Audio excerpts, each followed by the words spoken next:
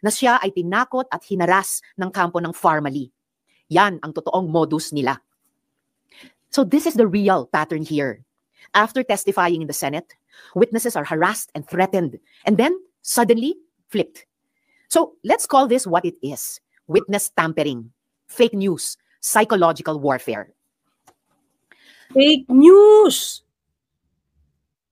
So uso talaga mga fake news peddlers, mga ka-clear.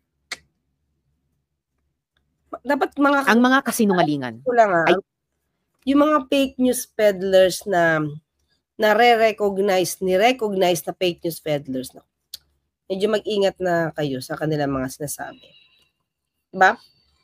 Pero kung nakikita nyo naman na hindi naman sila obstructionist, i-evaluate nyo.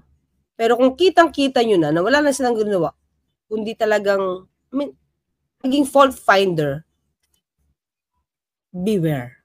Insulto sa pagdurusa at tapang ng mga witnesses. Tandaan natin, 14 sila. Mga witnesses na naglahad sa mga abusong ginawa sa kanila ni Kibuloy at ng KOJC. Sinungaling na nga, nang haharas pa.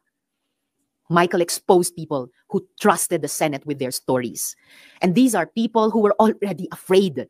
Now they are in danger. Again, yan ang talagang kinagagalit ko. Hindi lang ito paninira. So, paano nyo nalaman yung mga pangalan nun, mga Chris? Siyempre, okay, ganito yan ha. Yung mga witnesses, laban kay Kibuloy, definitely kilala nila yung buong pangalan nun. Kasi miyembro sila eh. So, sinong pwede mag-reveal nun kung hindi ayaw ipa-reveal siyempre na ni Senator Risa dahil sa protection? So, sinong pwedeng mag-reveal nung pagkakakilanlan na yun? Umaasa ako na may hustisya, sabi ni Billy McCoy, sa Pilipinas. Kasi kung iisipin natin si PBBM na ang Pangulo, pero madami pa rin sila nagagawang di maganda. Paano pa kung makaupo si Sara nilang Pangulo? Kaya dapat ma-impeach na yan. Diba?